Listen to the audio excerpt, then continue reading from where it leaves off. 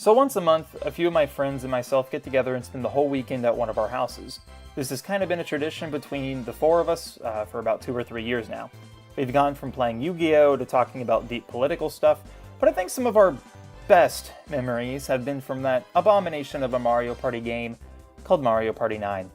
I'm telling you, I played this game once and I hated it. We eventually stuck with Mario Party 8 and other Nintendo Party games like Smash or Mario Kart, but Mario Party has always had its own energy of excitement. Now, boy oh boy, I really do try and keep this channel PG, but I'm just letting you guys know now that it's going to be real hard to make a video talking about a game that requires you swing a white stick back and forth in the air at Mach 4 and not crack a joke, but oh well. But yeah, me and the boys would always have fun playing Mario Party 8 on the Wii. While I personally only liked 2 to 3 of the boards, I fell in love with just about every single minigame. My experience with Mario Party wasn't all for Mario Party 8, however. I absolutely loved and adored Mario Party DS, and I only played 1 or 2 games of Mario Party on the GameCube, like back when I was 4-ish. Now, I'll admit that my experience with the series definitely is limited, but I do have an appreciation for the games that I have played. Now, I've only played Super Mario Party a handful of times. I've played it with that before-mentioned group of friends, as well as my younger brother. I've also had a few friends over, and then they played it on my Switch, and even then I still notice the same inconsistencies that the game has, mostly due to its lack of overall balance. While I get that the series has always been filled with games for fun, and it doesn't really have much of a competitive field, that doesn't change the fact that this is still a competitive game to have with friends. It just seems like, to me, that Nintendo knew this about the previous installments, minus 9 and 10 because I hardly played those, but chose to neglect it for the Switch installments. Characters having their own die made specifically for them, personally I think is a bit cheap, especially when you consider that some of these just downright suck. There is actually a tier list made by RankedBoost.com of each character and their potential roles that I'll have linked in the description below for you guys.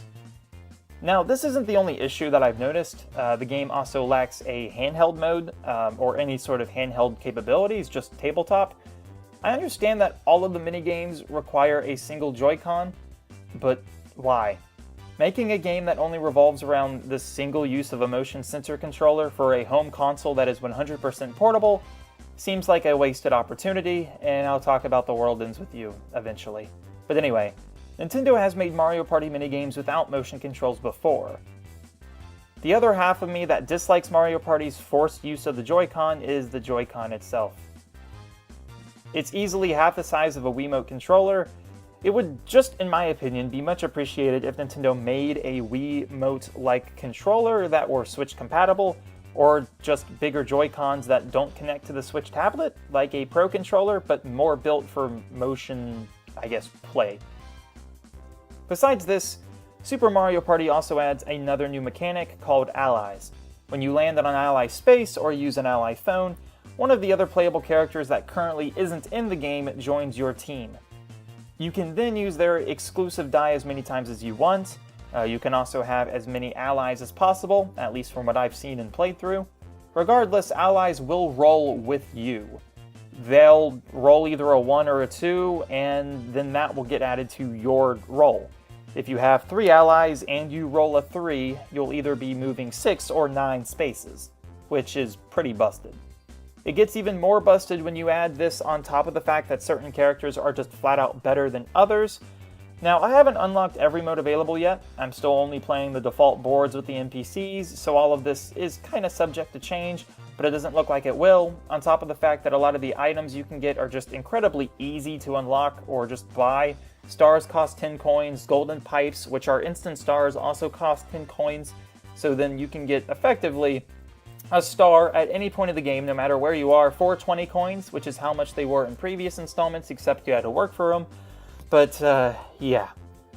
Overall, Super Mario Party is what happens when Nintendo turns a competitive fun game into a fun competitive one. Anyway guys, thanks for watching. This is Jake, logging out. Peace.